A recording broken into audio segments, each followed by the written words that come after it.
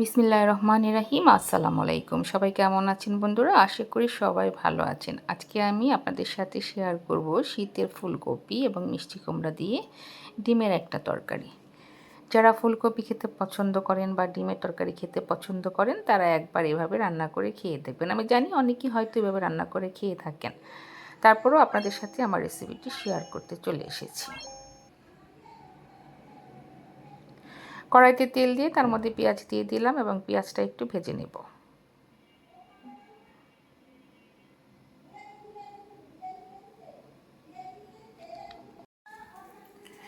পেঁয়াজটাকে আমি একটু ভেজে নেব। তারপরে এখানে দিয়ে দেবো হচ্ছে পরিমাণ মতো লবণ। লবণটা দিয়ে পেঁয়াজটাকে আরেকটু ভেজে নেব।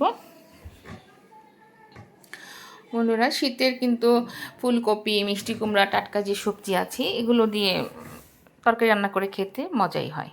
আজকে আমি এটাকে একটু ঝোল ঝোল করে রান্না করব। এটা কিন্তু মাছ দিয়েও রান্না করে খাওয়া যায়। আমি আজকে ডিম দিয়ে রান্না করব। তারপরে এখানে আমি দিয়ে দেবো আদা রসুন বাটা। আদা রসুন বাটাটা দিয়ে আমি এটাকে একটু ভেজে নেব খুব ভালো মতো, যতক্ষণ না পর্যন্ত এটা থেকে আদা রসুনের যে কাঁচা গন্ধটা সেটা চলে যায়।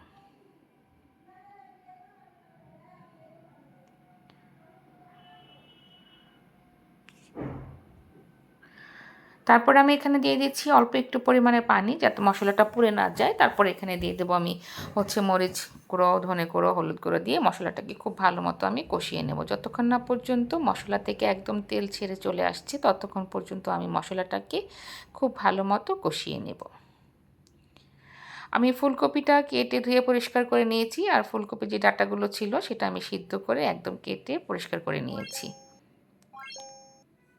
আমি ফুলকপির ডাঁটাটা খেতে পছন্দ করি, তাই আমি ওটা ফেলি না, ওটা একসাথে দিয়েই রান্না করি। আমার মশলা অলমোস্ট কষানো হয়ে গেছে বন্ধুরা, দেখতেই পাচ্ছেন একদম মশলা থেকে তেলটা ছেড়ে চলে আসছে। এবার আমি এখানে দিয়ে দিব হচ্ছে ফুলকপির যে ডাঁটাগুলো আমি ধুয়ে পরিষ্কার করে সিদ্ধ করে ছিলে রেখেছিলাম, সেই ডাঁটাগুলো দিয়ে দিচ্ছি। অনেকে ফুলকপির ডাঁটা খাইতে পছন্দ করেন না, কিন্তু আমি পছন্দ করি, তাই আমি এটা রান্না করি। মাছ দিয়ে হোক বা ডিম দিয়ে হোক, শুটকি দিয়ে হোক, আমি ফুলকপির ডাঁটাটা খেতে পছন্দ করি। এবার আমি এটাকে একটু কষিয়ে নেব। 1 থেকে 2 মিনিটের মতো কষিয়ে নিয়ে দিয়ে দিয়েছি অল্প পরিমাণে একটু পানি। তারপরে দিয়ে দেবো হচ্ছে মিষ্টি কুমড়াটা। মিষ্টি কুমড়াটা দিয়ে খুব ভালো মতো নেড়ে চেড়ে এখানে আমি দিয়ে দেবো প্রয়োজন মতো পানি। বন্ধুরা, আমি যেখানে পানিটা দেওয়ার পরে পানিটা যখন খুব ভালো মতো ফুটে আসবে, তারপরে আমি অ্যাড করব এখানে ফুলকপি আর হচ্ছে ডিম।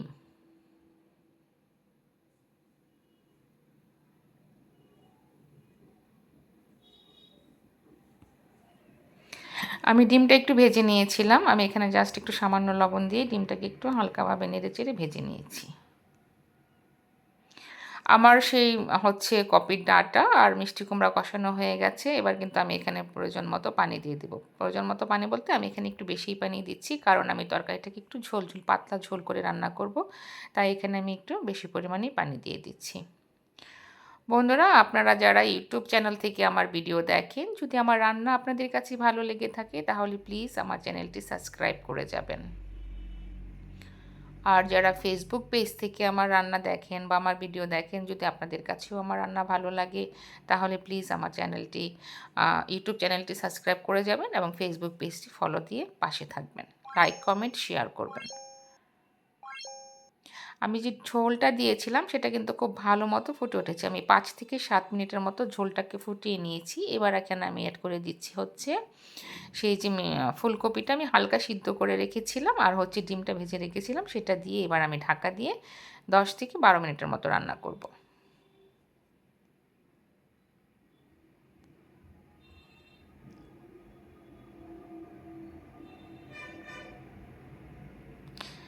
এবার আমি দিয়ে দিচ্ছি ধনেপাতা।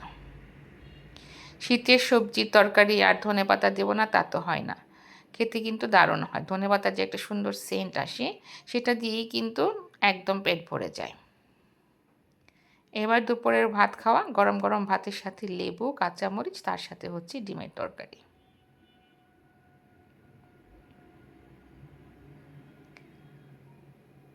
বন্ধুরা, আপনাদের কাছে আমার একটাই রিকোয়েস্ট, যদি আপনাদের কাছে আমার ভিডিও ভালো লেগে থাকে তাহলে প্লিজ আমার ইউটিউব চ্যানেলটি সাবস্ক্রাইব করে লাইক, কমেন্ট, শেয়ার করে পাশে থাকবেন।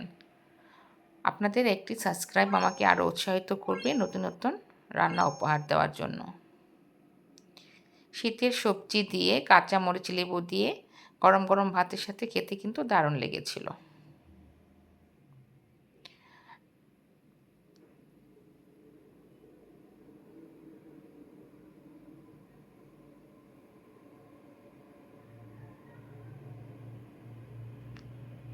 ধন্যবাদ এতক্ষণ সবাইকে কষ্ট করে আমার ভিডিওটি দেখার জন্য। আর অবশ্যই প্লিজ আমার চ্যানেলটি সাবস্ক্রাইব করে আমার পাশে থাকবেন।